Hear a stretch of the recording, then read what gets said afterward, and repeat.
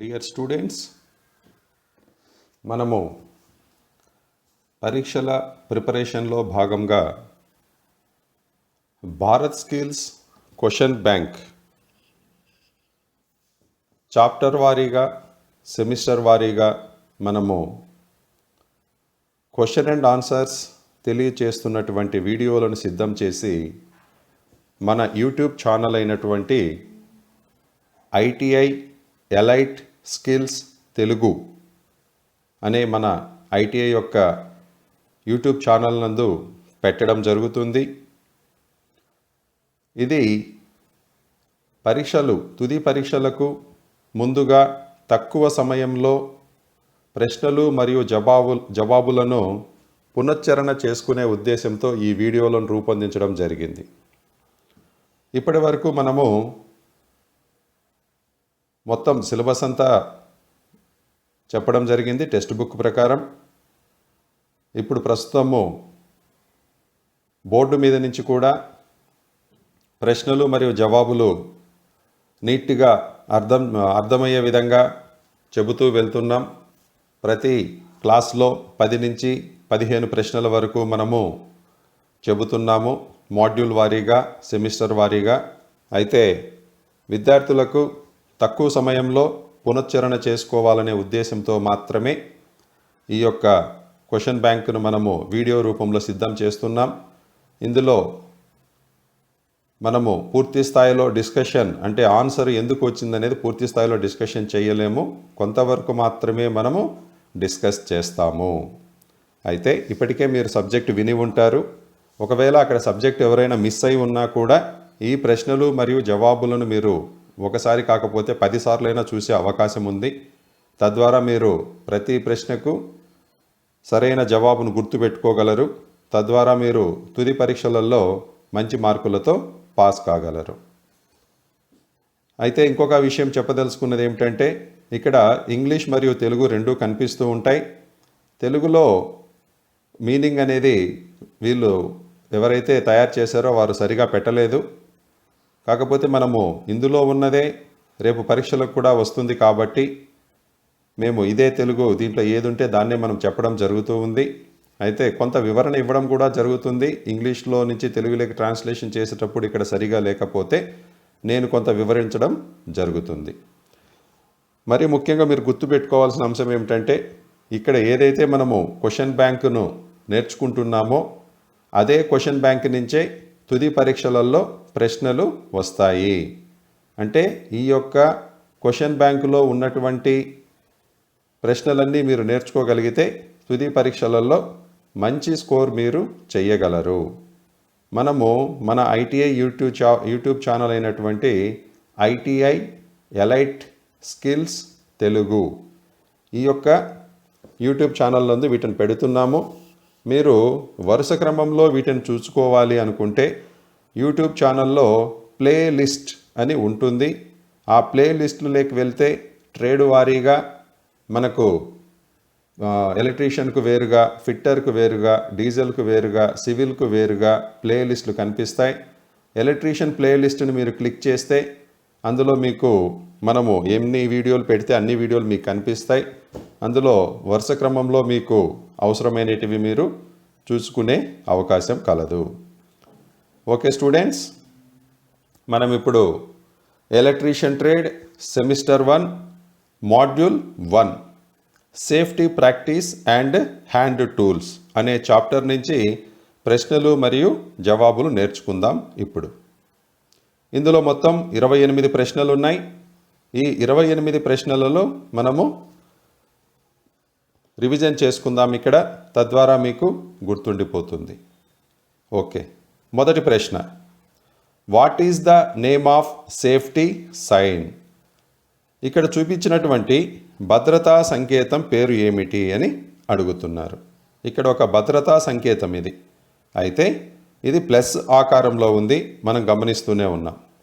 దీన్ని మనము ఏ సైన్ అని పిలుస్తాము? ఏ సంకేతము ఇది?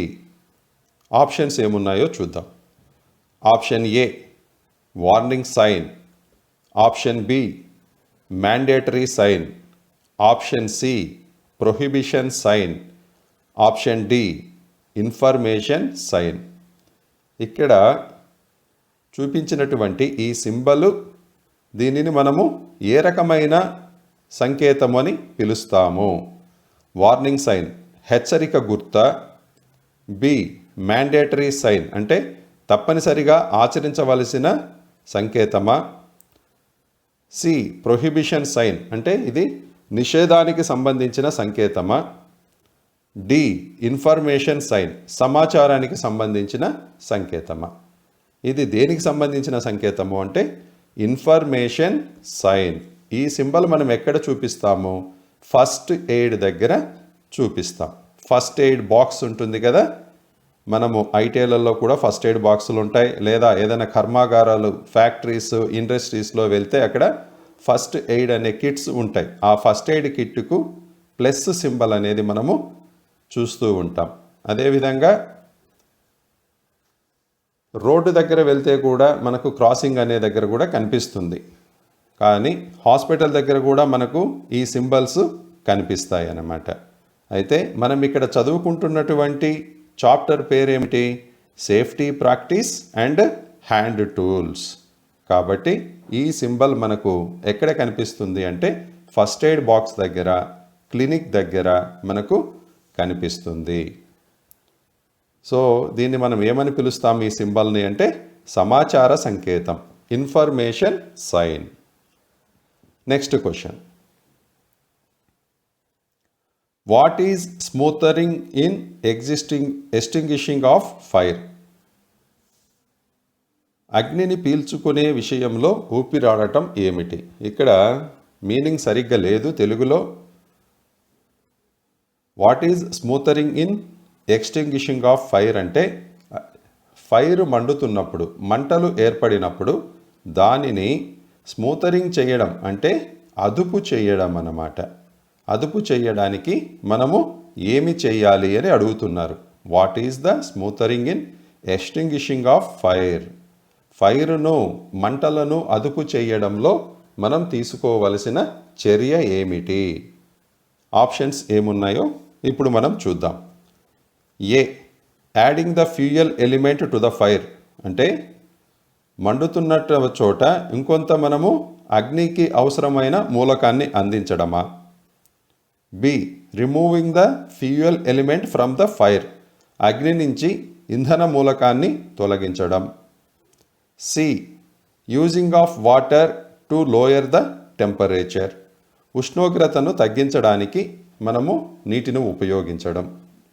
D isolating the fire from the supply of oxygen ఆ అగ్నికి ఆక్సిజన్ను అందకుండా చూడడం. అయితే దీనికి సరైన సమాధానం ఏమిటి అంటే option D isolating the fire from the supply of oxygen. Oxygen సరఫరాని అగ్నికి అందకుండా చూడడం. ఎందుకు మనము అలా చేయాలి అంటే మనకందరికీ తెలుసు, ఏదైనా మంట ఏర్పడాలి అంటే తప్పనిసరిగా అక్కడ ఆక్సిజన్ ఉండాలి. అందుకనే అగ్ని ప్రమాదాలు సంభవించినప్పుడు మనము అక్కడ ఆక్సిజన్ వెళ్లకుండా కార్బన్ డయాక్సైడ్ ఉండే ఫైర్ ఎక్స్టింగ్విషర్స్ను మనము ఉపయోగిస్తాం. అయితే చల్లబరిచే దానికోసము మనము నీళ్లు చల్లడము లేకపోతే ఇంకొకటి చేయడం అనేది జరుగుతుంది. కానీ సహజంగా అగ్ని ప్రమాదం సంభవించినప్పుడు మనం ఇక్కడ చూస్తున్నటువంటిది ఎలక్ట్రీషియన్, ఇండస్ట్రీ పరంగా మీరు ఆలోచన చేయాలి. ఎందుకంటే మనము గడ్డివాము తగలబడింది, లేకపోతే కొట్టం తగలబడింది, నీళ్లు చల్లుతాం కదా మనము అని మీరు అనుకోవచ్చు. అయితే అంత పెద్ద దానికి మనం ఆక్సిజన్ను ఆపలేము. ఉదాహరణకి ఒక గడ్డివాము తగలబడింది, ఆ గడ్డివాముకంతా మనం ఆక్సిజన్ను నిరోధించగలమా? ప్రసరించకుండా కష్టం అవుతుంది. అయితే ఇండస్ట్రీలో ఏంటంటే ఒక పర్టికులర్ పార్టులో మాత్రమే అగ్ని ప్రమాదం అనేది స్టార్ట్ అవుతుంది. కాబట్టి ఆ పార్ట్ దగ్గరే వెంటనే కనుక మనము అక్కడ ఆక్సిజన్ అందకుండా నిరోధించగలిగితే ఆ అగ్నిని మనము అదుపు చేయగలము. ఎందుకంటే ఇప్పుడు ఉదాహరణకి మన ఇంట్లో గ్యాస్ సిలిండర్లు ఉంటాయి. గ్యాస్ సిలిండర్లో లోపల మండే గుణం కలిగిన వాయువు ఉంటుంది. అయితే అది తనకు తానుగా మండలేదు. గొట్టం ద్వారా గ్యాస్ బర్నర్ దగ్గరికి వచ్చిన తర్వాత స్టవ్ దగ్గర మనము స్పార్క్ లైటర్ను ఉపయోగించి మంట రాజేస్తాం.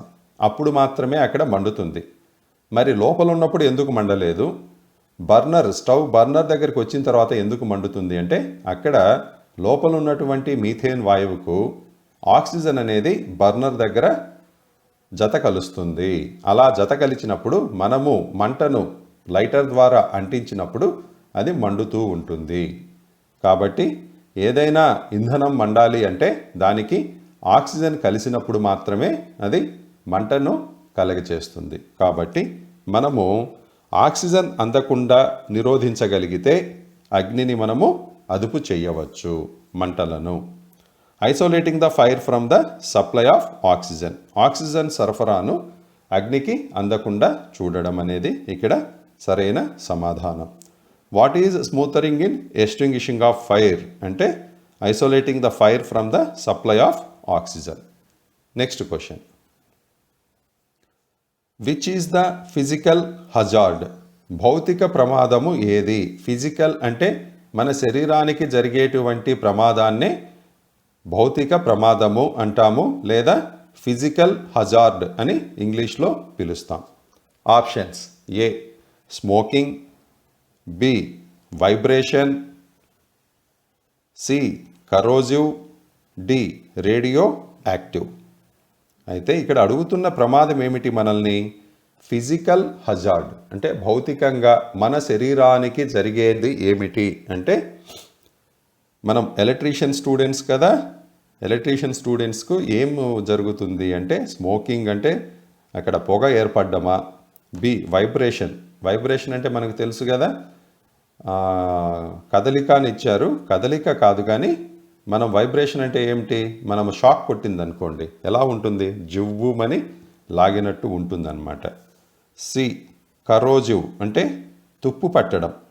డి రేడియో యాక్టివ్ అంటే రేడియో ధార్మికత. అయితే ఇక్కడ దీనికి which is the physical hazard అంటే ఈ నాలుగింటిలో చూపించిన దాన్ని మనము వైబ్రేషన్ అంటే కదలిక అని ఇక్కడ ఇవ్వడం జరిగింది. మనకు ఎగ్జామినేషన్లో ఇలాగే కనిపిస్తాయి కాబట్టి మీరు ఈ పదాన్ని మీరు గుర్తుపెట్టుకోండి. వాస్తవంగా వైబ్రేషన్ అంటే ఏంటో మీకు అందరికీ తెలుసు అన్నమాట. మనిషి ఊగిపోవడాన్ని వైబ్రేషన్ అని పిలుస్తాము. Which is physical hazard? ఏది భౌతిక ప్రమాదం అంటే option B is the correct answer, vibration. Next question. Which is the correct sequence of operation to be performed when using the fire extinguisher? అగ్నిని ఆర్పేందుకు మనము ఫైర్ ఎక్స్టింగ్విషర్ను ఉపయోగిస్తాం. ఇది మన ఐటీలలో అన్ని చోట్ల ఉంటుంది ఫైర్ ఎక్స్టింగ్విషర్ అనేది. దాన్ని మీరు ఒక అగ్ని నిరోధక యంత్రం అంటాం దాన్ని. అయితే దాని ఆపరేషను సీక్వెన్స్ ఏమిటి అని అడుగుతున్నారు. అంటే అక్కడ గోడకు తగిలించి ఉంటాం. దాన్ని తీసుకొని మనం చేయవలసిన మొదట ఏం చేయాలి, తర్వాత ఏం చేయాలి అంటే స్టెప్ 1 ఏంటి, స్టెప్ 2 ఏంటి, స్టెప్ 3 ఏంటి, స్టెప్ 4 ఏమిటి, సీక్వెన్స్ ఆఫ్ ఆపరేషన్ అనేది ఇక్కడ అడుగుతున్నారు. సో ఆప్షన్స్ ఏమి ఇచ్చారో చూద్దాం. ఏ పుల్, ఎయిమ్, స్క్వీజ్, స్వీప్. అంటే పుల్ అంటే లాగడం, ఎయిమ్ అంటే గురి పెట్టడం లక్ష్యాన్ని, స్క్వీజ్ అంటే ఏమిటి ప్రెస్ చేయడం అనమాట, స్వీప్ అంటే ఊడ్చడం. అదేవిధంగా B pull, aim, sweep, squeeze. C pull, arrange, squeeze, sweep. D push, arrange, sweep, sequence. అయితే మీరు ఇక్కడ తెలుగులో సరైన పదాలు ఉపయోగించలేదు కాబట్టి వాటి గురించి కేవలం మీరు చదవండి. కానీ మనము గుర్తుపెట్టుకుంటే తప్ప వాస్తవంగా తెలుగు అక్షరాలు ఇక్కడ తెలుగు పదాలు సరిగా మీనింగ్ వచ్చే విధంగా ఇవ్వలేదు వీళ్ళు, సరైన అర్థం లేదు వీటిల్లో. సరే, దీనికి సరైన సమాధానం ఏమిటిరా అంటే ఫైర్ ఎక్స్టింగ్విషర్ను మనము ఉపయోగించేటప్పుడు సీక్వెన్స్ ఆఫ్ ఆపరేషన్ ఏ విధంగా ఉంటుంది అంటే option A is the correct answer. ఏమిటి ఆ సీక్వెన్స్ ఆఫ్ ఆపరేషన్ అంటే పుల్ అంటే లాగడం. లాగడం అంటే గోడ మీద నుంచి లాగడం కాదు, దానికి లాక్ ఉంటుంది. ఫస్ట్ ఆ లాక్ను మనము పుల్ చేస్తాం. ఎయిమ్ అంటే ఏమిటి? గురి పెట్టడం. ఎక్కడైతే మనము మంట వస్తుందో దాని వైపును మనము ఆ యొక్క గొట్టాన్ని ఫైర్ ఎక్స్టింగ్విషర్కు ఉన్నటువంటి గొట్టపు మార్గాన్ని గురి పెడతాం. స్క్వీజ్ అంటే స్క్వీజ్ చేయడం అంటే ఏమిటి? బయటికి రావాలి కదా. బయటికి రావడం అంటే ఏమిటి? లోపల ఉన్నటువంటి వాయువును బయటికి తేవాలి. అది కార్బన్ డైఆక్సైడ్ ఉందా, లేకపోతే హాలోన్ ఎక్స్టింగ్విషర్స్ ఏదైనా ఉంటాయి. ఎక్స్టింగ్విషర్స్ అనేటివి రకరకాలు ఉంటాయి అన్నమాట. దాన్ని స్క్వీజ్ చేస్తామంటే ప్రెస్ చేస్తాం దాన్ని. అంటే స్క్వీజ్ చేయడం అంటే ఏమిటి? ఇప్పుడు ఒక మామిడి పండు ఉంది, దాన్ని మనము స్క్వీజ్ చేయడం అనేది చేస్తామంటే గట్టిగా ఒత్తుతాం. స్క్వీజ్ చేయడం అంటే ఒత్తడం అన్నమాట. తర్వాత స్వీప్ అంటే ఊడ్చడం అనేది కాదు. ఇక్కడ మనము ఆ మంట అనేది ఎంతవరకు ఉందో అంతవరకు మనము ఈ యొక్క గొట్టము ఏదైతే ఫైర్ ఎక్స్టింగ్విషర్ నుంచి వాయువులు వెలువడే గొట్టం ఉందో దాని చుట్టూ మనము తిప్పుతామన్నమాట. దాన్నే మనము స్వీప్ అని అంటాం. మొదటగా చేసే క్రమం ఏమిటి మంది? ఫస్ట్ పుల్, తర్వాత ఎయిమ్, తర్వాత స్క్వీజ్, తర్వాత sweep. So option A is the correct answer. Next question. Which step of the 5S concept refers standardization? ఏది 5S భావన యొక్క అడుగు స్థిరీకరణం చూపిస్తుంది? అయితే ఇక్కడ 5S అంటే 5 స్టెప్స్ అనమాట. 5S అనే దాన్ని మనము 5S కాన్సెప్ట్ అంటాం. అంటే step 1, step 2, step 3, step 4, step 5 ఇలా 5 దశలు ఉంటాయి. ఆ 5 దశలలో స్టాండర్డైజేషన్ అనేది ఎన్నవ దశలో వస్తుంది అని అడుగుతున్నారు. Which step of the 5S concept refers standardization? అయితే ఈ స్టాండర్డైజేషన్ అనేది ఎన్నవ దశలో వస్తుంది? స్టెప్ 1నా, స్టెప్ 2నా, స్టెప్ 3నా, లేకపోతే స్టెప్ 4? దీనికి సరైన సమాధానం ఏమిటి అంటే ఆప్షన్ డి, స్టెప్ 4. ఈ స్టాండర్డైజేషన్ అనేది 5S కాన్సెప్ట్లో 4వ దశలో వస్తుంది. Step 4 is the correct answer, option D. Next question. Which plier is used for making wire hooks and loops? Wire hooks మరియు ఉచ్చులు తయారు చేయడానికి ఏ ప్లేయర్ను ఉపయోగిస్తారు? వైర్ హుక్స్ అంటున్నారు. హుక్ అంటే ఏమిటి? వేలాడదీసేదానికి మనము హుక్కును తగిలిస్తాం. ఇప్పుడు ఒక ఫ్యాన్ ఉంది, ఫ్యాన్ హుక్ ఉంటుంది, అవునా? సో అటువంటి దాన్నే మనము వైర్ హుక్ అంటున్నారు. ఇక్కడ కొన్ని చోట్ల టెంపరీగా కొన్ని వైర్ హుక్స్ మనము తయారు చేసుకొని వర్క్ చేయవలసి ఉంటుంది. అటువంటి సందర్భంలో మనము ఏ రకమైన ప్లేయర్ను ఉపయోగించి ఆ హుక్కును మరియు లూప్స్ అంటే ఉచ్చు, వాస్తవంగా తెలుగులో ఉచ్చులు అని అంటాం కానీ కాకపోతే లూప్ అంటే ఏమిటి? ఒకదానికొకటి అల్లుకొని ఉండేదాన్ని మనము లూప్ అని పిలుస్తాము. అల్లుకొని ఉంటుందన్నమాట. వైరు అల్లుకొని ఉంటుంది, ఒకదానికొకటి అల్లుకొని ఉంటుంది. ఇప్పుడు ఒక కంచె ఉంది, మెష్ అంటాం కదా, ఆ మెష్ లూపింగ్ లాగా ఉంటుందన్నమాట. అంటే ఒకదానికొకటి అల్లుకొని ఉంటే దాన్ని లూప్ అని మనం పిలుస్తాం. అయితే ఇక్కడ ఈ విధంగా వైర్ హుక్స్ మరియు లూప్స్ను తయారు చేసేదానికి మనము ఏ ప్లేయర్ను ఉపయోగిస్తాము అని అడుగుతున్నారు. Options: A flat nose plier, B long nose plier, C round nose plier, D diagonal cutting plier. అయితే వైర్ హుక్స్ని మరియు లూప్స్ను తయారు చేసేదానికి మనం ఉపయోగించే ప్లేయర్ పేరు ఏమిటి అంటే round nose plier. Option C is the correct answer, round nose plier. Next question. What is the use of pincer? Pincer యొక్క ఉపయోగం ఏమిటి? పిన్సర్ అనేది ఒక టూల్. ఈ టూల్ను ఎందుకు ఉపయోగిస్తారు అని అడుగుతున్నారు. A twisting the flexible wires. Flexible వైర్స్ను ట్విస్ట్ చేయడం అంటే ఏమిటి? దాన్ని మెలితిప్పడం. ట్విస్టింగ్ అంటే మెలితిప్పడానికి ఉపయోగిస్తారా? B, cutting small diameter of wires, చిన్న వ్యాసం కలిగిన వైర్లను కట్ చేసేదానికి ఉపయోగిస్తారా? C, extracting the pin nails from the wood, కలప నుంచి పిన్ మేకులను అంటే చిన్నపాటి మేకులను తొలగించేదానికి ఉపయోగిస్తారా? D, holding small objects where finger cannot reach, వేర్లు చేరుకోలేనిటువంటి చిన్న గ్యాప్లలో ఈ యొక్క పిన్సర్ను ఉపయోగిస్తారా? అయితే పిన్సర్ అనేది ఎందుకు ఉపయోగిస్తామంటే option C is the correct answer. Extracting the pin nails from the wood. Wood అంటే ఏంటి? చెక్క. ఆ చెక్కలో మనం సన్నని మేకులను కొట్టి ఉంటాం. ఎప్పుడైనా అవసరం లేదు అనుకుంటే ఆ మేకులను మనము తొలగించాల్సి వస్తుంది. ఆ తొలగించేదానికి మనం ఉపయోగించే టూల్ పేరు ఏమిటి అంటే పిన్సర్. మీరు గమనించండి, మనము సాధారణంగా ఏం చేస్తామంటే కటింగ్ ప్లేయర్లో కాంబినేషన్ ప్లేయర్నో పెట్టుకొని మనము పీకేస్తూ ఉంటాం. సహజంగా మనం చేస్తుంటాం. అయితే వాస్తవంగా దానికి సరైన పనిముట్టు ఏది అంటే పిన్సర్. ఎందుకు పిన్సర్ను ఉపయోగించాలి అంటే దాని యొక్క మూతులు రెండూ కూడా చాలా నైస్గా ఉంటుందన్నమాట. ఇలా ఉంటుంది ఇది పిన్సర్ అనేది.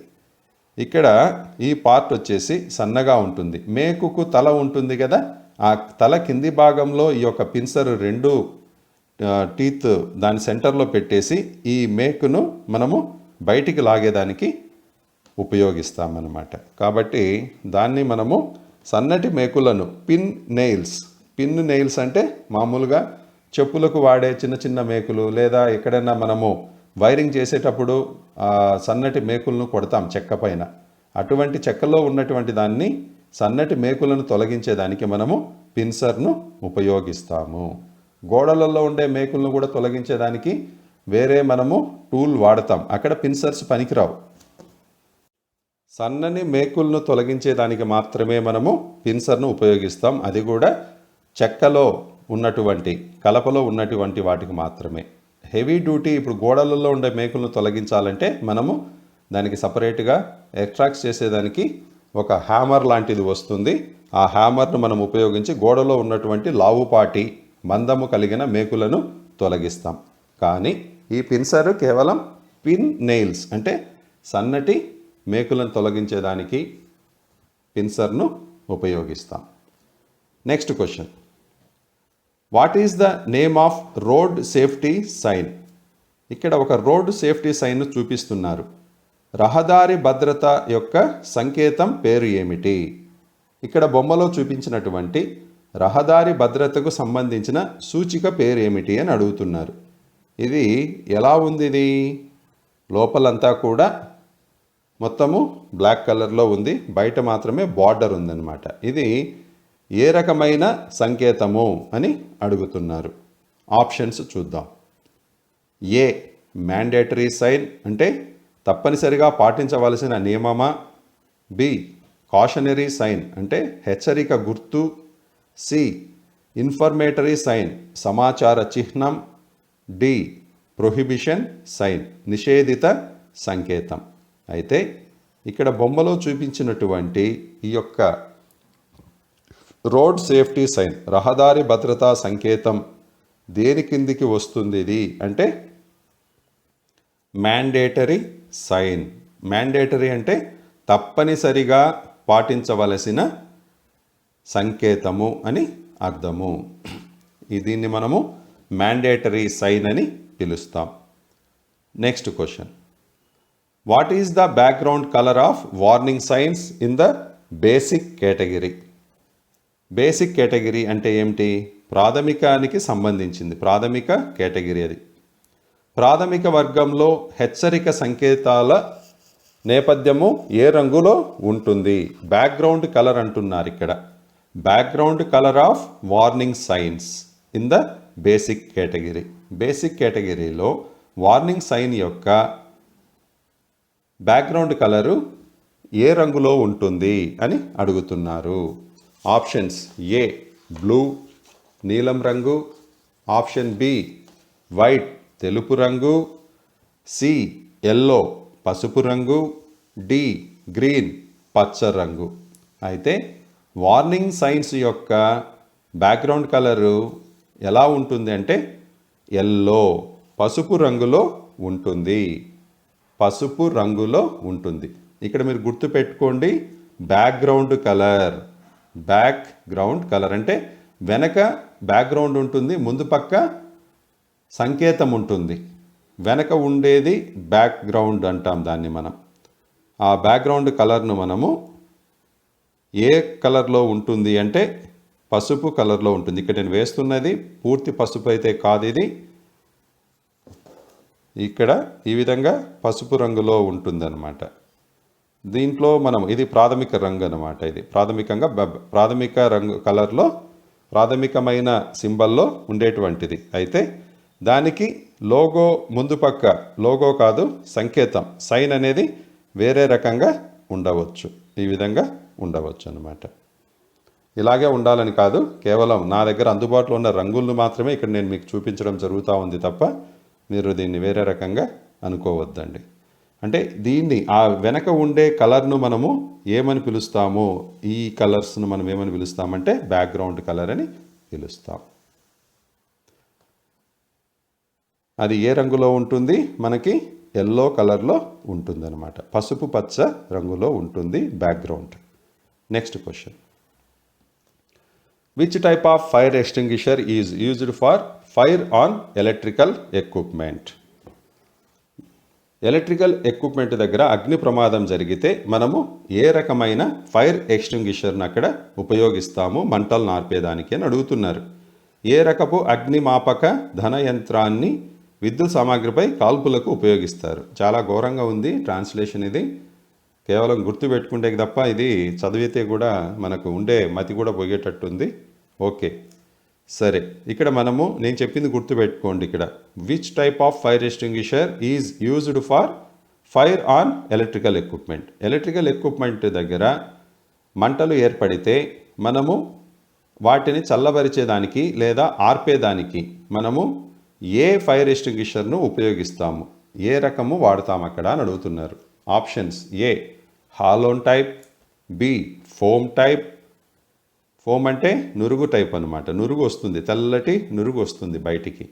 సి గ్యాస్ క్యాట్రిడ్జ్ టైప్, అంటే గ్యాస్ క్యాట్రిడ్జ్ అంటే ఏంటి, మనకు మన ప్రింటర్స్లో లేదా ఈవెన్ సిలిండర్ను కూడా మనం ఒక రకంగా పెద్దగా ఉంటే సిలిండర్ అంటాం, చిన్నగా ఉంటే దాన్ని మనం క్యాట్రిడ్జ్ అని పిలుస్తాం. డి స్టోర్డ్ ప్రెజర్ టైప్, అంటే ప్రెజర్ను స్టోర్ చేసి పెట్టే రకమా. అయితే ఎలక్ట్రికల్ ఎక్విప్మెంట్ దగ్గర మంటలు ఏర్పడితే మనము వాటిని ఆర్పేదానికి ఉపయోగించే ఫైర్ ఎక్స్టింగ్విషర్ టైప్ ఏది అంటే option A halon type. Halon రకం అన్నమాట. ఎక్కడ దీన్ని ఉపయోగిస్తాం మనము?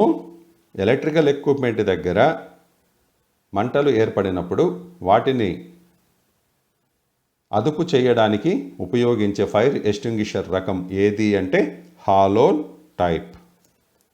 Next question, which is the waste disposal method that produces heat? వేడిని ఉత్పత్తి చేసే వ్యర్థ పదార్థాల నిర్మూలన పద్ధతి ఏది అని అడుగుతున్నారు. అక్కడ ఏం చెబుతున్నారు? వేడిని ఉత్పత్తి చేస్తుంది అది, ఏది ఆ వేస్ట్ ఏదైనా కానీ వేస్ట్ను ఉత్పత్తి చేస్తుంది. అయితే దాన్ని పారబోసే పద్ధతి ఏమిటి, వ్యర్థాలను నిర్మూలించే పద్ధతి ఏమిటి, అది ఏం చెప్తున్నారు?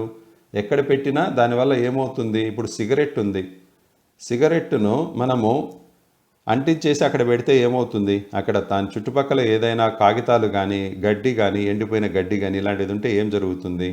తప్పనిసరిగా అక్కడ మంట అనేది ఏర్పడుతుంది. ఎందువల్ల? అక్కడ వేడిని అలాగే మనము వదిలేసాం. మనము అటువంటి వాటిని ఏ విధంగా వేస్ట్ను మనము ఏ విధంగా నిర్మూలించాలి అని అడుగుతున్నారు. అది ఇండస్ట్రీలోకి వెళ్తే మనకు వేడిని ఉత్పత్తి చేసేటువంటి వేస్ట్ మనకు చాలా దొరుకుతుంది. దానివల్ల చాలా ప్రమాదాలు ఉంటాయి. వాటిని అలాగే తీసుకెళ్ళి మనం బయట ఎక్కడైనా వేస్తే చాలా ప్రమాదాలు ఏర్పడతాయి. వాటిని నిర్మూలించే పద్ధతి ఏమిటి అని అడుగుతున్నారు. వేస్ట్ డిస్పోజల్ మెథడ్ అంటే పారబోయు పద్ధతి. డిస్పోజ్ చేయడం అంటే పారబోయడం. ఆప్షన్స్: ఏ రీసైక్లింగ్, దాన్ని తిరిగి మనము రీసైక్లింగ్ చేసి ఉపయోగించుకుంటామా, పునర్వినియోగం. బి కంపోస్టింగ్, కంపోస్టింగ్ అంటే కుళ్ళబెట్టడం, దాన్ని కుళ్ళబెడతామా.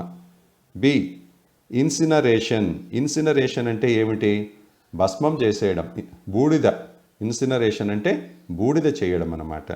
డి వేస్ట్ కంపాక్షన్ అంటే దాని నుంచి మనము గ్యాసెస్ను ఎక్స్ట్రాక్ట్ చేస్తామా, వేస్ట్ కంపాక్షన్ అంటాం దాన్ని. అయితే వేడిని ఉత్పత్తి చేసేటువంటి పదార్థాలను మనం ఏం చేస్తామంటే ఇన్సినరేషన్, భస్మం చేస్తాము, దాన్ని బూడిద చేస్తాము. బూడిద చేసే పారబోయాలి. బూడిద చేసి పారబోయకుండా మనము అలాగే తీసుకెళ్ళి అక్కడ పెట్టామనుకోండి, తర్వాత అక్కడ మంటలు ఏర్పడతాయి. ఉదాహరణకి మనము బొగ్గు ఉంది, ఆ బొగ్గు నిప్పులుగా ఉన్నప్పుడే దాన్ని తీసుకెళ్ళి మనం ఎక్కడైనా బయటపడేస్తే ఏమవుతుంది, ఎవరైనా తొక్కితే ప్రమాదం. లేదు అక్కడ ఏదైనా మండే స్వభావం కలిగిన పదార్థాలు ఉంటే అగ్ని ప్రమాదాలు సంభవిస్తాయి. లేదు ఏదైనా పశువులు కానీ లేకపోతే వేరే రకము ఏదైనా కూడా వాటిని తినడం లేదా మూతి పెట్టడం లేదా కాలు పెట్టడం లాంటిది జరిగితే కూడా ప్రమాదాలు సంభవిస్తాయి. అందుకే మనము అది బూడిదగా మారిన తర్వాత మాత్రమే దాన్ని మనము బయట పారబోయాలి. సో ఇక్కడ మనము వేడిని ఉత్పత్తి చేసే పదార్థాలను డిస్పోజ్ చేసే పద్ధతి ఏమిటిరా అంటే ఇన్సినరేషన్ అంటే భస్మం చేయడం, బూడిద చేయడం. Next question: which personal protective equipment is used for protection from fumes? ఇక్కడ ఏం చెప్తున్నారు? ఫ్యూమ్స్ అంటే విషవాయువులు. వాయువును మనము ఫ్యూమ్స్ అని అంటాం. అయితే ఇక్కడ ఫ్యూమ్ అనేది ఏమిటిరా అంటే విషవాయువులు. ఇప్పుడు మనకందరికీ ఇటీవల కాలంలో కరోనా వలన ప్రతి ఒక్కరికి పీపీఈ కిట్ల గురించి అవగాహన వచ్చింది. అయితే మనమందరం పీపీఈ అంటే ఏమిటి, దాన్ని ఇంగ్లీష్లో పూర్తి పదం ఏమిటి అంటే పర్సనల్ ప్రొటెక్టివ్ ఎక్విప్మెంట్, అంటే వ్యక్తిగత భద్రత కోసము ఉపయోగించే కిట్లను మనము పీపీఈ కిట్ అని పిలుస్తాం. అయితే అది అవసరాన్ని బట్టి మనము ఒక్కొక్క చోట ఒక్కొక్క రకమైనగా మనము వాడుతూ ఉంటాం. ఉదాహరణకి ఇప్పుడు కరోనా వచ్చింది. కరోనా అనేది ఎక్కడ టచ్ అయినా తర్వాత అది ముక్కు ద్వారా, నోటి ద్వారా, కళ్ళ ద్వారా మన బాడీలోకి వెళ్ళి మనకు తీవ్రమైన జబ్బులను గురి చేసే అవకాశం ఉంది. కాబట్టి అటువంటి చోట ఏం చేస్తున్నారు, ఒంటినంతా కప్పి ఉంచే పీపీఈ కిట్స్ను ఉపయోగిస్తున్నారు. అయితే ఇక్కడ మనకు ఈ safety practice and hand tools అనే ఈ యొక్క చాప్టర్లో మనల్ని అడుగుతున్నది ఏమిట్రా అంటే విషవాయువులు, ఫ్యూమ్స్ అంటే విషవాయువులు వెలువడే దగ్గర, అంటే విషవాయువు అని మనం కరెక్ట్గా చెప్పలేం కానీ పొగ లాంటిది అనుకోండి. వాయువు అంటే పొగ, ఫ్యూమ్ అంటే పొగ. ఆ పొగ వచ్చే చోట, పొగ వచ్చే పరిస్థితులలో మనము వాడే పర్సనల్ ప్రొటెక్టివ్ ఎక్విప్మెంట్ ఏది? ఆప్రాన్. ఏ ఆప్షన్. ఆప్రాన్ అంటే ఏమిటి, మనం నిప్పు రవ్వలు ఇలాంటిది లేదా వంట చేసేటప్పుడు కూడా ఇంట్లో కూడా ఆప్రాన్ వేసుకుంటారు. మీరు హోటల్స్లో చెఫ్స్ వాడుతూ ఉంటారు. మీరు నేరుగా మనము మామూలు హోటల్లోకి వెళ్ళినప్పుడు మనకు కనపడకపోవచ్చు, కానీ మీరు సినిమాలు వాటిల్లో చూసినప్పుడు చెఫ్లు కట్టుకొని ఉంటారు. ముందు పక్క ఒకటి ఆప్రాన్, మందపాటి వస్త్రంతో తయారు చేసి ఉంటారు అది, లేదా ప్లాస్టిక్ది కూడా ఉండవచ్చు. ఆ విధంగా ఉండే వాటిని మనము ఆప్రాన్స్ అని అంటాం. బి గాగుల్స్, ఇవి కంటి అద్దాలు లాంటివి, కళ్ళకు పెట్టుకుంటాం. సి ఇయర్ మాస్క్, చెవికి మనము మాస్క్ వేసుకుంటాం. డి నోస్ మాస్క్, ముక్కుకు మాస్క్ వేసుకోవడం. ఇక్కడ ఫ్యూమ్ అంటే పొగ, అది విషమై ఉండొచ్చు, లేదా పొగ అంటేనే మనకు ఎంతో కొంత హాని చేస్తుందనేది మనము అందరికీ తెలుసు. ఇప్పుడు ఇంట్లో మనము ఎక్కడైనా కర్రలు పెట్టి మండించినప్పుడు కూడా పొగలు వస్తాయి. ఆ పొగలు పీల్చినా కూడా మనకు అనారోగ్యమే. అందుకనే ప్రతి ఒక్క ఇంట్లో గ్యాస్ స్టవ్ను వాడండి, కట్టెల పొయ్యిని తీసివేయండి అని ఎందుకు చెబుతారంటే ఆ పొగల వల్ల వాతావరణం కాలుష్యం అవుతుంది, ఇంట్లో వారికి కూడా కాలుష్యం ఏర్పడుతుంది. అటువంటి కాలుష్యం కలిగిన వాయువును పీల్చకుండా మనము ఎటువంటి పర్సనల్ ప్రొటెక్టివ్ ఎక్విప్మెంట్ ఉపయోగిస్తామని ఇక్కడ అడుగుతున్నారు. అది పొగ అనేది మనము ఎక్కడి నుంచి తీసుకుంటాం? ముక్కులో నుంచే లోపలికి పోతుంది. కాబట్టి మనము ఏం చేయాలి? అక్కడ మనం వాడే పీపీఈ ఏమిట్రా అంటే నోస్ మాస్క్. ముక్కుకు మాస్క్ తొడగడం అనేది మనము ఆ యొక్క ఫ్యూమ్స్ నేరుగా మన లంగ్స్లోకి వెళ్లకుండా మనము నిరోధిస్తాము. అక్కడ మనం ఉపయోగించే పీపీఈ ఏమిటి అంటే nose mask. Next question, what is the full form of BIS? BIS పూర్తి పేరు ఏమిటి? Options: A board of Indian standard, B bureau of Indian standard, C board of international standard, D bureau of international standard. అయితే ఇది మన ఇండియాకు సంబంధించింది కాబట్టి BIS mark అని చెబుతూ ఉంటారు. బిఐఎస్ అంటే దాని యొక్క మీనింగ్ ఏమిటి అంటే bureau of Indian standard. Board కాదు, గుర్తుపెట్టుకోండి, bureau of Indian standard. CBI అంటే ఏమిటి? Central bureau of investigation. అదేవిధంగా బిఐఎస్ అంటే bureau of Indian standard. Next question, which method is used to lift and move heavy loads? భారీ లోడ్స్ను అంటే load అంటే ఇక్కడ బరువులను, భారీ బరువులను ఎత్తడానికి మరియు తరలించడానికి ఉపయోగించే పద్ధతి ఏమిటి? మనము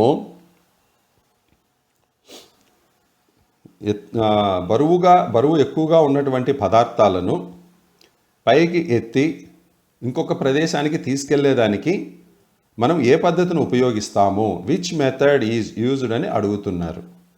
ఆప్షన్స్: ఏ వించెస్. వించ్ అంటే ఏమిటంటే బరువును పైకి ఎత్తి పట్టుకునేదానికి వించెస్ను మనము ఉపయోగిస్తాం. C crane and slings. Crane మరియు స్లింగ్స్. క్రేన్ అంటే మనకు తెలుసు, క్రేన్ ఎలా ఉంటుంది. ఓకే, ఆప్షన్స్ అన్నీ చూసి మళ్ళీ డిస్కస్ చేద్దాం. C layers and rollers. అంటే లేయర్స్ అంటే మనము ఇక్కడ పొరలు మరియు రోలర్లు అన్నారు, అలా కాదు. లేయర్ అనేది కూడా ఒక ఎక్విప్మెంట్ అనమాట. D machine moving platforms. యంత్రాలు కదిలే వేదిక అనమాట. అయితే మనము బరువైనటువంటి పదార్థాలను, ఎక్కువ బరువు కలిగిన పదార్థాలను, పదార్థమే కాదు వస్తువులను పైకి ఎత్తిపట్టి ముందుకు తీసుకెళ్లేదానికి ఉపయోగించే మెథడ్ ఏమిట్రా అంటే crane and slings. Crane and slings. మీరు సహజంగా ఎక్కడ గమనిస్తూ ఉంటారు? మీరు ఎక్కడైనా షిప్ యార్డ్కి వెళ్ళారనుకోండి, ఆ షిప్ యార్డ్లో మనము క్రేన్తో పైకి ఎత్తి దాన్ని ఇంకొక ప్లేస్లో తీసుకెళ్ళి పెడుతూ ఉంటారు కంటైనర్స్ను. అదేవిధంగా మీరు రోడ్డు దగ్గర ఎప్పుడైనా గమనించి ఉంటారు, పైపులు వేస్తూ ఉంటారు. ఆ పైపులను అక్కడికి తీసుకొని వచ్చిన తర్వాత ఒక ప్రదేశం నుంచి ఇంకొక ప్రదేశానికి తీసుకెళ్లాలంటే ఆ పైపుకు చైన్ కానీ, పెద్ద లావుపాటి పైపులు అనమాట అని చెప్పేది, పెద్ద పెద్ద పైపులకు చైన్స్ వేసి కానీ లేదా తాడు గట్టి కానీ క్రేన్ సహాయంతో దాన్ని పైకి ఎత్తిపట్టి కొంత దూరం తీసుకెళ్ళి దానికి అవసరమైన చోట సెట్ చేసే విధంగా ఉపయోగిస్తారనమాట. సో దాన్నే మనం ఏమంటామంటే crane and slings. Next question, what is starving in extinguishing of fire? అగ్నిని పీల్చడానికి ఏది ఆకలితో ఉంటుంది? ఇది మీనింగ్ సరిగ్గా లేదు.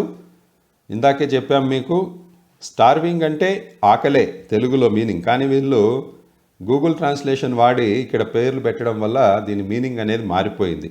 స్టార్వింగ్ అంటే ఏమిటి అంటే అది స్టార్వింగ్ తెలుగులో మీనింగ్ ఆకలి, హంగ్రీ అని కూడా అంటారు. కానీ ఇక్కడ దీని మీనింగ్ మనము వాడే సెంటెన్స్ని బట్టి దాని మీనింగ్ మనము వేరే రకంగా తీసుకోవాలి. What is starving in extinguishing of fire? అగ్నిలో ఉన్నటువంటి దేన్ని తొలగించడం ద్వారా. స్టార్వింగ్ అంటే ఏమిటి? అది అందకుండా చేయడం. ఆకలి అనేది ఎప్పుడు పుడుతుంది? మనకు ఆహారం అందనప్పుడు ఆకలి అనేది కలుగుతుంది. అదేవిధంగా అగ్ని ఆరిపోవాలంటే మనము ఏం చేయాలి? What is starving in extinguishing of fire? అగ్నిని మనము ఆర్పివేయాలంటే దానికి మనము ఏమి అందకుండా చూడాలి అని అంటున్నారు.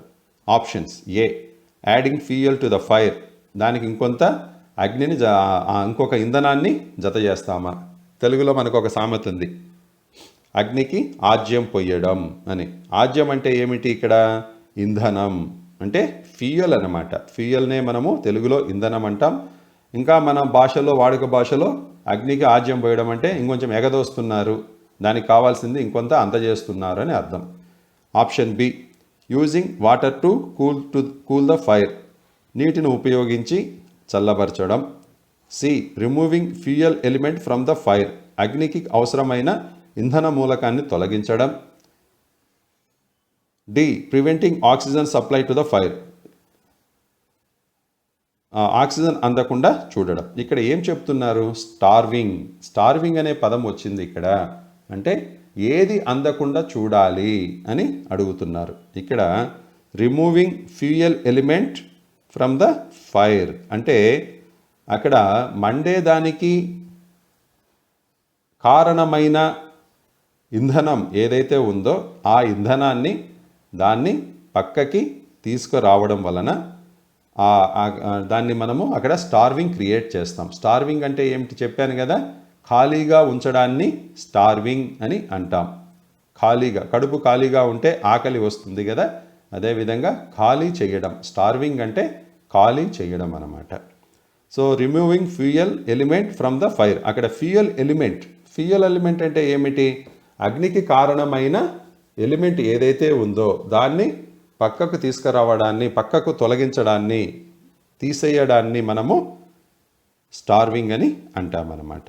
సో దీనికి what is the starving in extinguishing of fire అంటే సరైన సమాధానం ఏమిటి అంటే removing fuel element from the fire, అగ్ని నుండి ఇంధన మూలకాన్ని తొలగించడం. Option C is the correct answer. Next question, what is the name of PPE? ఇక్కడ చూపించినటువంటి పీపీఈ పేరేమిటి అని అడుగుతున్నారు. ఇది మీరు చూస్తే ఏదో విజిల్ లాగా మీకు కనపడతా ఉంటుంది నాకు తెలిసి, కానీ ఈ బొమ్మను గమనించండి. ఈ బొమ్మలో ఇక్కడ హ్యాండిల్ కనిపిస్తుంది మీకు, అంటే చేత్తో పట్టుకుండేది. చేత్తో పట్టుకొని మనము ప్రొటెక్టివ్, అది పీపీఈ అంటే మనకు తెలుసు, పర్సనల్ ప్రొటెక్టివ్ ఎక్విప్మెంట్. చూద్దాం ఆప్షన్స్ ఏమి ఇచ్చారు. నోస్ మాస్క్, ముక్కుకు పెట్టుకునేది. బి, హెడ్ షీల్డ్, తలకు తగిలించుకునేది. ఫేస్ షీల్డ్, ముఖానికి పెట్టుకునేది. డి, హ్యాండ్ స్క్రీన్, చేతితో పట్టుకునేది. అయితే ఇక్కడ ఈ బొమ్మలో చూపించిండేది ఏమిటిరా అంటే ఇది హ్యాండ్ స్క్రీన్. తలకు పెట్టుకునేది హెల్మెట్, దానికి చేత్తో పట్టుకోవాల్సిన అవసరం లేదు, తల కవచం కాదు ఇది. అయితే ఫేస్ షీల్డ్, ముఖానికి పెట్టుకునేదా సార్ అని మీరు అనొచ్చు, ముఖానికి పెట్టుకోరు దీన్ని, ఇది చేత్తో పట్టుకుంటారు, హ్యాండ్ స్క్రీన్ అంటాం దీన్ని మనం. దీనికి hand screen is the correct answer. Option D, hand screen. మీరు బొమ్మను నిశితంగా పరిశీలించండి. ఎడమ వైపు చూసినప్పుడు మీకు ఆ బొమ్మ మీకు ఏదో విజిల్లాగా కనపడుతుంది, నోట్లో పెట్టుకొని ఊదే మోడల్గా కనిపిస్తుంది. కానీ కుడివైపు బొమ్మను గమనిస్తే మీకు హ్యాండిల్ కనిపిస్తుంది. ఈ మధ్యలో ఉండే భాగం ఏమిట్రా అంటే ఇక్కడ అద్దం ఉంటుంది. దీన్ని మనము కరెక్ట్గా చెప్పాలంటే వెల్డింగ్ చేసే క్రమంలో చేత్తో పట్టుకుంటారు, స్క్రీన్ను చేత్తో పట్టుకొని ఆ అద్దంలోంచి, ఈ అద్దంలోంచి చూస్తూ వెల్డింగ్ చేయడం అనేది జరుగుతుంది. అందుకే దీన్ని హ్యాండ్ స్క్రీన్ అని మనము పిలుస్తాము.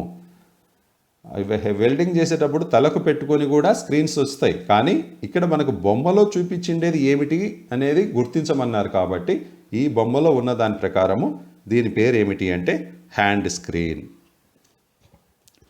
Next question, which disposal method of waste save lot of energy? వ్యర్థాలను తొలగించే పద్ధతిలో శక్తిని ఆదా చేసే మార్గం ఏమిటి? మనము ఇందాక ఒక ప్రశ్న చర్చించుకున్నాం, ఉష్ణము కలిగించేటువంటి వ్యర్థ పదార్థాలను తొలగించే పద్ధతి ఏది అని. అక్కడ మనము ఇన్సినరేషన్ అని చెప్పినాం. ఎందుకని? అక్కడ వేడి ఉత్పత్తి చేసేటివి బయట ఎక్కడ పారబోసినా అగ్ని ప్రమాదాలు సంభవించే అవకాశము ఉంది, కాబట్టి దాన్ని మనము భస్మం చేసి పారబోయాలి అని చెప్పినాం. అయితే ఇక్కడ ఉష్ణాన్ని ఉత్పత్తి చేసేటువంటి వ్యర్థాలను చెప్పట్లేదు. ఇక్కడ ఏం చెబుతున్నారు? Which disposal method of waste save lot of energy. శక్తిని ఆదా చేయడానికి మనము వ్యర్థ పదార్థాలను ఏ రకంగా వాడుకోవచ్చు లేదా ఉపయోగించవచ్చు అని అడుగుతున్నారు. దీనికి సరైన సమాధానము ఆప్షన్స్ ఏమిటో ముందు పరిశీలిద్దాం. ఏ ల్యాండ్ ఫిల్ అంటే మట్టితో కప్పి పెట్టడం. బి రీసైక్లింగ్ అంటే పునర్వినియోగం చేసుకోవడం. సి ఇన్సినరేషన్ భస్మం బూడిద చేయడం. డి కంపోస్టింగ్ కుళ్ళబెట్టడం. అయితే ఇక్కడ ఏ పద్ధతిలో మనము ఇక్కడ ఏమడుగుతున్నారు, శక్తిని ఆదా చేసేదానికి సేవ్ లాట్ ఆఫ్ ఎనర్జీ, శక్తిని ఆదా చేసేదానికి డిస్పోజ్ చేసే పద్ధతి ఏమిటి అని అడుగుతున్నారు. దీనికి సరైన సమాధానం ఏమిటి అంటే ఆప్షన్ బి రీసైక్లింగ్ అంటే పునర్వినియోగించుకునే పద్ధతి ద్వారా మనము శక్తిని ఆదా చేయవచ్చు. ఉదాహరణకి నీరుంది, ఆ నీరును మనము వదిలేస్తే వెళ్ళిపోతుంది. అలా కాకుండా వర్షం పడింది, ఆ వర్షాన్ని మనము ఒక ఇంకుడు గుంతలోకి పంపించడం లేదా మనము వాటర్ అంతా కూడా ఒక చోటికి స్టోర్ చేయడం ద్వారా మనం దాన్ని తిరిగి ఉపయోగించుకునే అవకాశం ఉంది. అదేవిధంగా ఇండస్ట్రీస్లో వాటర్ వస్తుంది, భారజలం కూలింగ్ ఏజెంట్గా ఉపయోగపడుతుంది. అది వాడినట్టుగా తిరిగి మనం బయటికి పంపించేస్తే కొత్త నీరు ప్రతిసారి మనం వాడాలంటే కష్టమవుతుంది. దాన్ని బయటికి తీసుకెళ్ళి దాన్ని రీసైకిల్ చేసి అంటే శుద్ధి చేసి దాన్ని మళ్ళీ తిరిగి పునర్వినియోగం చేస్తారు. అదేవిధంగా మనం తిన్న పదార్థాలు అంటే అన్నము కానీ పప్పు కానీ ఇలాంటివి అన్నీ కూడా ఏం చేస్తారు, దాన్ని తీసుకెళ్ళి కంపోస్ట్ చేస్తారు. కంపోస్ట్ చేసేసి దాన్ని మళ్ళీ రీసైక్లింగ్ చేస్తారు. అయితే ఇంకా మీకు బెస్ట్ ఎగ్జాంపుల్ ఏదిరా అంటే ప్లాస్టిక్ కవర్లు కానీ ప్లాస్టిక్ బాటిళ్ళు కానీ ఉపయోగించి బయట పారేస్తాం. వాటిని తీసుకెళ్ళి తిరిగి దాన్ని ఇంకొక ప్లాస్టిక్ను ఉపయోగించి వేరే పదార్థాలను వేరే వస్తువులను మనము తయారు చేయవచ్చు. అలా తయారు చేయడం వల్ల పునర్వినియోగం చేయడం ద్వారా మనము శక్తిని ఆదా చేయగలము. సో దాన్ని మనం ఏమని పిలుస్తాము అంటే రీసైక్లింగ్ అని పిలుస్తాం. ప్లాస్టిక్ బాటిల్లో ఎక్కడంటే అక్కడ పడేస్తాం. చెత్త ఏరుకునే వాళ్ళు వాటిని తీసుకెళ్ళి అమ్ముకుంటారు. దాన్ని ఏం చేస్తారు, తిరిగి వాటిని కరిగించి మళ్ళీ కొత్త బాటిళ్ళనే చేయొచ్చు లేదా ఇంకొకటో ఏదో ఒకటి చేస్తారు. దాన్నే మనము రీసైక్లింగ్ పునర్వినియోగము, తిరిగి దాన్ని ఇంకొక దానికి ఉపయోగించే దాన్నే మనము రీసైక్లింగ్ అని పిలుస్తాం. Next question, which artificial respiration method is to be performed to the victim with injuries on the chest and belly? పొట్ట మరియు ఛాతీ భాగం పైన గాయాలైనటువంటి వ్యక్తికి మనము అనుసరించవలసిన కృత్రిమ శ్వాస పద్ధతి ఏమిటి అని అడుగుతున్నారు. Options A Schafer's method, B mouth to mouth method, C mouth to nose method, D Nelson's arm lift back pressure method. అయితే ఇక్కడ ఏం చెప్తున్నారు, ఛాతి పైన మరియు పొట్ట పైన, బెల్లి అంటే పొట్ట, దానిపైన గాయాలు ఏర్పడినటువంటి వ్యక్తికి మనము కృత్రిమ శ్వాస ఏ విధంగా అందిస్తాము అంటే దీనికి ఒక సిస్టమ్ ఉందన్నమాట. దాని పేరు ఏమిటి అంటే Nelson's arm lift back pressure method. దానికి కృత్రిమ శ్వాస అందించే పద్ధతి ఏమిటి అటువంటి చోట గాయాలైన వారికి అంటే Nelson's arm lift back pressure method. Next question, which type of occupational health hazard is cause for infection? ఏ రకమైన వృత్తిపరమైన ఆరోగ్య ప్రమాదం సంక్రమణకు కారణమవుతుంది? సంక్రమణ అంటే ఇన్ఫెక్షన్ అంటే ఏమిటి, ఒకరి నుంచి ఒకరికి వ్యాపించేదాన్ని ఇన్ఫెక్షన్ అని అంటారు. సో అది ఏ రకమైన వృత్తి ప్రమాదంలో మనకు ఏర్పడవచ్చు అని అడుగుతున్నారు. ఆప్షన్స్ ఏ ఎలక్ట్రికల్ హజార్డ్ విద్యుత్ సంబంధ ప్రమాదము, బి బయోలాజికల్ హజార్డ్, బయోలాజికల్ అంటే వాయువులకు సంబంధించింది అన్నమాట. వాయువులు అంటే బయోలాజికల్ వార్ అని మనం పిలుచుకుంటూ ఉంటాం, అంటే క్రిముల ద్వారా ఏర్పడేటివి. బయోలాజికల్ అంటే క్రిములు కీటకాల వల్ల ఏర్పడేటివి. ఇప్పుడు మనకు కరోనా అనేది ఒక క్రిమే అన్నమాట, అది బయోలాజికల్ హజార్డే. మనం ఇప్పుడు అందరూ ఎదుర్కొంటున్నటువంటి కరోనా అనేది బయోలాజికల్ హజార్డ్. సి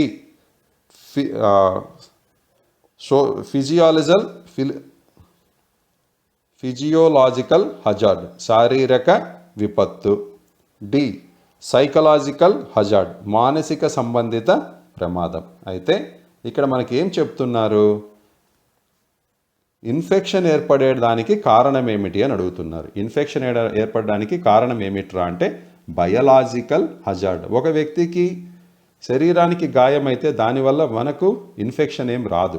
అదేవిధంగా కరెంటు వల్ల కూడా పక్కనున్న వ్యక్తికి ఇన్ఫెక్షన్ అనేది సోకదు, సంక్రమణ అనేది జరగదన్నమాట. అదేవిధంగా సైకలాజికల్ మానసిక ప్రభావం కూడా పక్క వ్యక్తి మీద ఉండదు. కేవలం బయలాజికల్ హజార్డ్. బయలాజికల్ అంటే ఇందాక మనం చెప్పుకున్నాం కదా, క్రిముల వల్ల లేదు కెమికల్స్ వల్ల కూడా మంటలు ఏర్పడడం, లేదా ఆ కెమికల్ కొన్ని ఘాటైన వాసన కలిగి ఉంటాయి, కొన్ని రసాయనాలు, అటువంటి వాటి వల్ల కూడా ఇన్ఫెక్షన్ ఏర్పడే ప్రమాదము ఉంటుంది. దాన్నే మనము ఇన్ఫెక్షన్ ఏర్పడడానికి కారణమైన హెల్త్ హజార్డ్ ఏదిరా అంటే బయలాజికల్ హజార్డ్.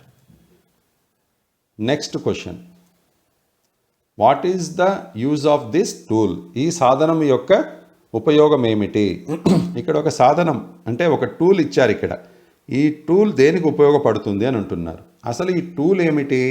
ఇందాక మనం చెప్పుకున్నాం, చెక్కలో ఉన్నటువంటి సన్నటి మేకులను బయటికి తీసేదానికి పిన్సర్ అనేది ఉపయోగిస్తాము అని. అవునా? ఆ పిన్సరే ఇది. ఆ పిన్సర్ బొమ్మను మనం ఇక్కడ చూస్తున్నాం. కాబట్టి ఇది ఎందుకు ఉపయోగిస్తారనేది మనం చదువుకున్నాం. ఇది పిన్సర్ అనేది మీకు తెలిస్తే మీరు దీన్ని సులభంగా ఇది ఎందుకు ఉపయోగపడుతుందో చెప్పగలరు. ఈ మూతి చూడండి, ముందు ఏ విధంగా ఉంది, అక్కడ మూతి సన్నగా ఉంది అన్నమాట. అంటే ఆ మేకుల యొక్క తల కింది భాగంలో పట్టుకొని పైకి లాగేదానికి ఆ మేకును మనము ఈ పిన్సర్ను ఉపయోగిస్తాం. అయితే చిన్నపాటి మేకులకు మాత్రమే దీన్ని ఉపయోగిస్తాము. Pin nails. ఆప్షన్స్ ఏమున్నాయో చూద్దాం. మొదటగా A holding the hot substances, వేడి పదార్థాలను పట్టుకునేదానికి దీన్ని ఉపయోగిస్తామా?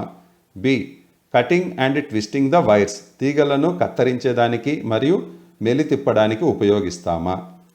C extracting nails from the wood, చెక్క నుంచి మేకులను తొలగించేదానికి ఉపయోగిస్తామా? D loosening and tightening the bolts and nuts, బోల్టులు మరియు నట్టులను బిగించడానికి లేదా వదులు చేయడానికి, లూజ్ చేయడానికి. అయితే ముందే చెప్పుకున్నట్టుగా మనము ఇది ఎందుకు ఉపయోగపడుతుంది అంటే extracting nails from the wood, చెక్క నుంచి పిన్ నెయిల్స్ను అంటే మేకులను, సన్నటి మేకులను తొలగించేదానికి ఉపయోగపడుతుంది. చెప్పులు కుట్టే వాళ్ళ దగ్గర కూడా దీన్ని మీరు గమనించవచ్చు. దీన్ని మనము ఏమని పిలుస్తాం? దీని పేరు ఏమిటి అంటే పిన్సర్. ఈ బొమ్మలో ఉన్నటువంటి పేరు పిన్సర్. అయితే ఇక్కడ అడిగిన ప్రశ్న ఏమిట్రా మనకు అంటే what is the use of this tool? Tool యొక్క ఉపయోగం ఏమిటి అని అడుగుతున్నారు. అయితే ఈ టూల్ పేరు పిన్సర్. ఇది చెక్క నుంచి సన్నటి మేకులను వేరు చేసేదానికి ఉపయోగపడుతుంది. Next question, how will you diagnosis the victim is suffering under cardiac arrest? ఎవరైనా వ్యక్తి గుండెకు సంబంధించిన స్తంభన ఏర్పడిందని మీరు ఎలా గుర్తిస్తారు? మీరు బాధితుని ఎలా నిర్ధారణ చేస్తారు గుండె స్తంభనలో బాధ ఉంది అంటున్నారు. అది తెలుగు సరిగ్గా లేదు, మొదట్లోనే చెప్పాను మీకు. అయితే కార్డియాక్ అరెస్ట్ అంటే ఏమిటి? హార్ట్ అటాక్ వేరు, కార్డియాక్ అరెస్ట్ వేరు. హార్ట్ అటాక్ అంటే వస్తుంది, చెమటలు పడతాయి, గుండె దడ ఉంటుంది, మనిషి ఇబ్బంది పడతాడు. ఇది కార్డియాక్ అటాక్ వస్తే. కాకపోతే ఇక్కడ ఏం చెప్తున్నారు? కార్డియాక్ అరెస్ట్ అంటున్నారు. అరెస్ట్ అంటే ఏమిటి? అది గుండె కొట్టుకోవడం అనేది ఆగిపోతుంది అన్నమాట. అరెస్ట్ అంటే ఆపివేయడాన్నే అరెస్ట్ అని పిలుస్తాం మనం. అయితే ఆ వ్యక్తికి ఆ విధంగా కార్డియాక్ అరెస్ట్ ఏర్పడిందని మీరు ఎలా గుర్తిస్తారు అని అంటున్నారు. Options, A gets pain in spinal cord, వెన్నుపూసలో నొప్పి వస్తుంది. B mouth will be closed tightly, నోరు గట్టిగా మూసేసుకుంటారు అంటే కొరికేసుకున్నట్టుగా. C heavy swelling on his stomach, కడుపు మీద భారీగా వాపు వస్తుంది. D appears blue colour around his lips, అతని పెదాల చుట్టూ నీలం రంగు కనపడుతుందన్నమాట. అయితే దీనికి సరైన సమాధానం ఏమిట్రా అంటే ఆప్షన్ డి. కార్డియాక్ అరెస్ట్ ఏర్పడిన వ్యక్తికి అతని పెదాల చుట్టూ నీలం రంగు ఏర్పడుతుందన్నమాట. పెదవుల చుట్టూ నీలం రంగులోకి మారిపోతుంది. ఎవరికి? కార్డియాక్ అరెస్ట్ ఏర్పడిన వ్యక్తికి. Next question, what is the name of the tool? ఇక్కడ క్రింద చూపించినటువంటి టూల్ పేరు ఏమిటి అని అడుగుతున్నారు. ఈ టూల్ మీరు గమనించి మీరు ఏమనుకుంటుంటారు తెలుసా? ఇది కటింగ్ ప్లేయర్ అని అనుకుంటూ ఉంటారు. ఓకే, ఇది కటింగ్ ప్లేయరే, కాకపోతే దీనికి ఒక పేరు ఉందన్నమాట. ఏంటంటే ఇక్కడ చూస్తే ఆ మూతిని చూసి చెప్పాలి మనం. ఆ మూతిని చూసి దాని పేరేంటో చెప్పాలి. ఇది కటింగ్ ప్లేయరే, వైర్లను కట్ చేసేదానికి ఉపయోగిస్తారు దీన్ని. అయితే పేరు ఇక్కడ ఆప్షన్స్ ఏమి ఇచ్చారో మనం మొదటగా గమనిద్దాం. A wire stripper, B crimping tool, C combination plier, D diagonal cutting plier. Yes, దీనికి సరైన సమాధానం ఏమిట్రా అంటే డయాగనల్ కటింగ్ ప్లేయర్. ఈ బొమ్మలో చూపించినటువంటి ప్లేయర్ పేరు, టూల్ పేరు ఏమిటి అంటే diagonal cutting plier. Next question, what is the name of the safety sign? ఇక్కడ ఒక సేఫ్టీ సైన్ చూపిస్తున్నారు. దీని పేరు ఏమిటి? సేఫ్టీ సైన్ అంటే భద్రతా సంకేతం. దీని పేరు ఏమిటి అని అడుగుతున్నారు. ఏ రకం ఇది? వార్నింగ్ సైన్, హెచ్చరిక గుర్తు. బి మ్యాండేటరీ సైన్, అంటే తప్పనిసరిగా పాటించవలసిన గుర్తు. సి ప్రొహిబిషన్ సైన్, నిషేధానికి సంబంధించిన గుర్తు. D information sign. Information sign. అయితే ఈ బొమ్మలో చూపించినటువంటి సంకేతము ఏ రకానికి సంబంధించినది అంటే ఇన్ఫర్మేషన్ సైన్. అక్కడ ఏం చూపిస్తున్నారు మనకి? గ్లౌజులు చూపిస్తున్నారు. గ్లౌజ్ అంటే మీరు సమాచారం ఇస్తున్నారు, మీరు గ్లౌజులు తొడుక్కోండి, ఇక్కడ వర్క్ చేసేటప్పుడు గ్లౌజులను ధరించండి, హ్యాండ్ గ్లౌజులను అని చెబుతున్నారన్నమాట. అది సమాచారానికి సంబంధించిన సంకేతం. Information sign. ఇన్ఫర్మేషన్ సైన్ అంటే చేతి తొడుగులను ఉపయోగించమని దాని అర్థం. Next question, what will be the first aid to be given to stop the bleeding of the victim? అంటే ఏం చెప్తున్నారు? ఎవరైనా వ్యక్తి గాయపడి రక్తం కారుతూ ఉంటే మీరు చేయవలసిన ప్రథమ చికిత్స ఏమిటి అని అడుగుతున్నారు. ఆప్షన్స్: ఏ అప్లయింగ్ ఆయింట్మెంట్ పుయ్యడమా. B keeping the injured portion upward, గాయపడిన భాగాన్ని పైకి ఎత్తి పట్టుకోవడమా. C covering the wound portion by dressing, దానికి గాయపడిన ప్రాంతానికి కట్టు కట్టడమా ఆ భాగానికి. D applying pressure over the injured portion, గాయపడిన భాగం పైన పక్క గట్టిగా ఒత్తి పట్టుకోవడమా. రక్తం కారుతుంటే మనం ఏం చేస్తాం? వేలుకు గాయమైందనుకోండి ఉదాహరణకు, మనకు ఎప్పుడైనా ఏం చేస్తాం? దానిపైన మనము గట్టిగా ఒత్తి పట్టుకుంటాం, ఎందుకంటే రక్తము బయటికి రాకుండా. చెయ్యి పైకెత్తి పట్టుకోవడం వల్ల రక్తము కారడం ఆగదు, కానీ దానిపైన మనము గట్టిగా ఒత్తి పట్టుకొని కొద్దిసేపు అలాగే ఉంటే రక్తం అనేది అక్కడ బయటికి కారకుండా నిరోధించబడుతుంది. అదే ఇక్కడ మనకు సరైన సమాధానం. Applying pressure over the injured portion, ఎక్కడైతే గాయమైందో దాని పై పక్క గట్టిగా ఒత్తి పట్టుకుంటాం.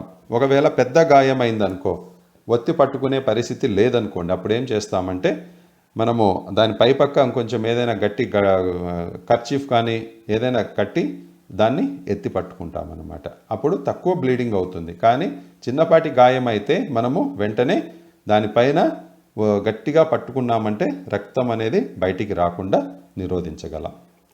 Next question, what immediate action should be taken to rescue the victim if he is still on contact with the electrical power supply? ఏం చెప్తున్నారు? ఎవరైనా వ్యక్తి ప్రమాదము వలన కరెంటు షాక్ కొట్టి ఆ కొట్టిన తర్వాత అతను దూరంగా విసిరేయబడకుండా అక్కడే అతుక్కొని ఉంటే ఆ యొక్క ఎలక్ట్రికల్ ఎక్విప్మెంట్కి, ఆ విద్యుత్ సరఫరా అవుతున్నటువంటి వైర్ కావచ్చు, లేకపోతే మెషినరీ కావచ్చు, అలాగే అతుక్కొని ఉంటే మీరు తక్షణం చేయవలసిన పని ఏమిటి? రెస్క్యూ ఆపరేషన్ అంటాం దాన్ని మనం. ఏం చేయాలి మీరు అని అంటున్నారు. ఇక్కడ ఏం చెప్తున్నారు? విద్యుత్ వలన ఏర్పడిన ప్రమాదం ఇది. ఆ పర్సన్ అలాగే దాన్ని ఆ కరెంటు వదలకుండా పట్టేసుకుంది. అప్పుడు ఏం చేయాలి మనం? Options: pull or push him from the contact by hand. అటువంటి వ్యక్తిని మనము ఏం చేయాలి అని అడుగుతున్నారు. అతన్ని చేత్తో పట్టుకొని ముందుకు కానీ వెనక్కి కానీ, అంటే తొయ్యడం కానీ లాగడం కానీ చేయమంటున్నారు. ఏం జరుగుద్ది అప్పుడు? మనకు కూడా షాక్ కొట్టి మనం కూడా ప్రమాదానికి గురవుతాం. B, inform your authority about this electric shock.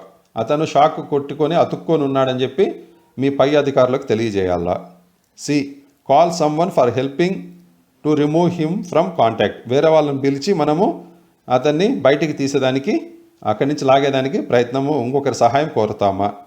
D, breaking the contact by switching off the power supply. దానికి ప్రసరిస్తున్నటువంటి విద్యుత్తును ఆపివేయడం చేస్తామా, అంటే బ్రేక్ డౌన్ చేస్తాం, మనం స్విచ్ ఆఫ్ చేస్తాం. దానికి వెళ్ళే ఆ యొక్క వైర్ కానీ లేకపోతే ఆ మెషినరీ కానీ వెళ్ళేటువంటి విద్యుత్తును మనము సరఫరా ఆపేస్తాం. Yes, D is the correct answer. ఎవరికైనా అగ్ని ప్రమాదం సంభవిస్తే ఆ అగ్ని ప్రమాదం కాదు, విద్యుత్ ప్రమాదం సంభవిస్తే ఆ విద్యుత్తు ఎక్కడి నుంచి అయితే వెళ్తుందో ఆ విద్యుత్ సరఫరాను మనము వెంటనే నిలిపివేయాలి. లేకపోతే మనం వెళ్ళి ఏదో చేత్తో పట్టుకొని లేకపోతే ఇంకోదంతా పట్టుకోవడం కాదు. ఫస్ట్ మనము సప్లైని ఆపేసేయాలి. సప్లైని ఆఫ్ చేస్తే ఆ వ్యక్తి ఆ షాక్ నుంచి ఆ వైర్ పట్టుకొని కంటిన్యూ అవుతూ ఉంటుందన్నమాట. దాని నుంచి బయటికి వస్తాడనమాట. What immediate action should be taken to rescue the victim if he still in contact with the electrical power supply. Shock కొట్టింది కానీ అలాగే అతుక్కొని ఉన్నాడు. అటువంటప్పుడు మనం చేయవలసిన పని ఏమిట్రా అంటే, అక్కడ ఆ యొక్క ఎలక్ట్రికల్ ఎక్విప్మెంట్కు వెళ్తున్నటువంటి విద్యుత్తును సరఫరాను మనము ఆపివేయాలి, స్విచ్ ఆఫ్ చేస్తాం. Break the contact by switching off the power supply. Power సప్లైని మనము స్విచ్ ఆఫ్ చేయడం ద్వారా అతనికి ఆ యొక్క మెషినరీకి వెళ్తున్నటువంటి విద్యుత్తును మనము ఆపివేస్తాము. Next question, what is the name of cautionary sign? ఇది కాషనరీ సైనే. కాషనరీ, దీని పేరేమిట్రా అంటే కాషనరీ, హెచ్చరిక సంకేతం.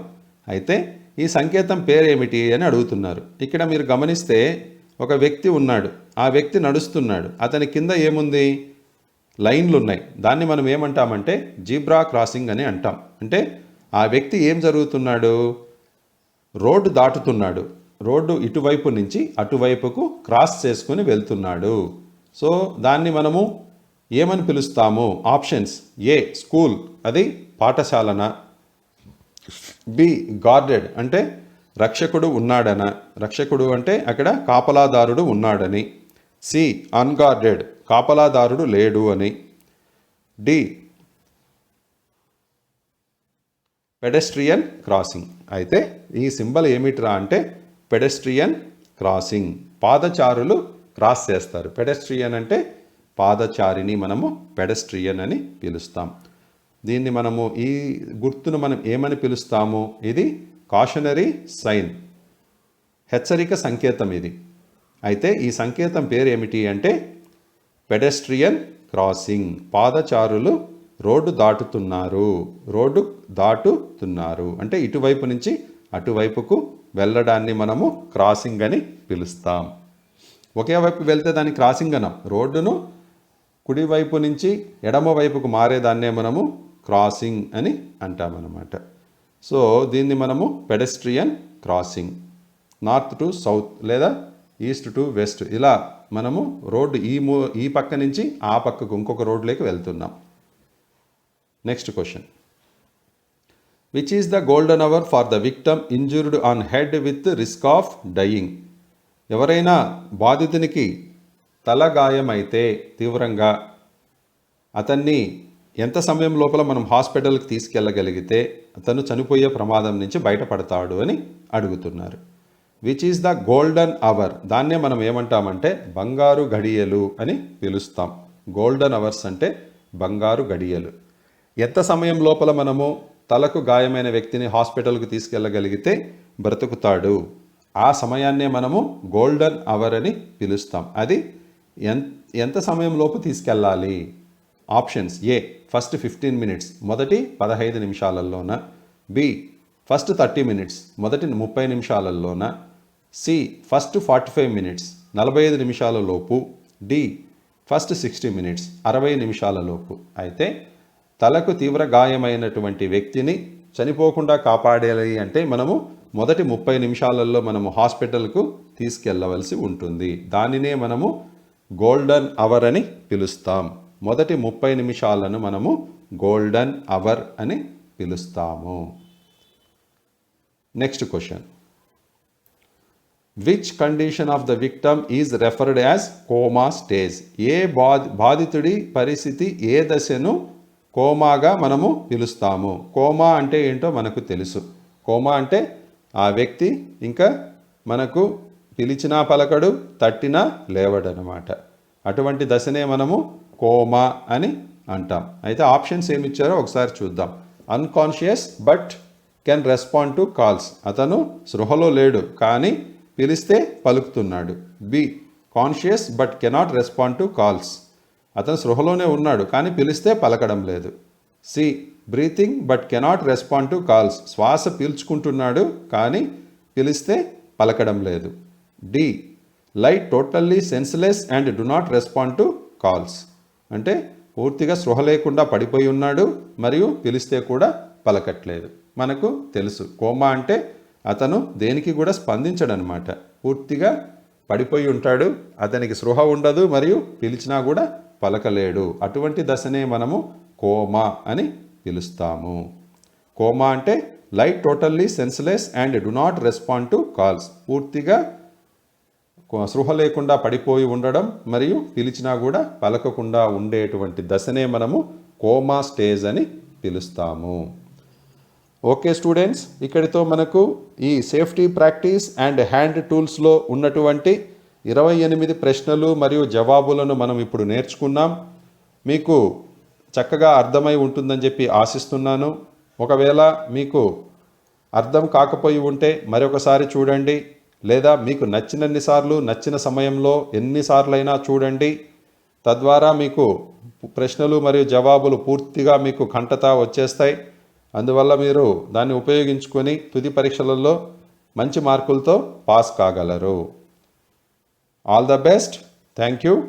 మన యొక్క ఐటీఐ ఎలైట్ స్కిల్స్ తెలుగును యూట్యూబ్ ఛానల్ను అందరూ సబ్స్క్రైబ్ చేసుకోండి. తద్వారా కొత్త వీడియోలు ఎప్పుడు పెడితే అప్పుడు మీకు వెంటనే మెసేజ్ వస్తుంది. కాబట్టి ఆ నోటిఫికేషన్స్ మీరు రిసీవ్ చేసుకోవాలి అంటే మన యొక్క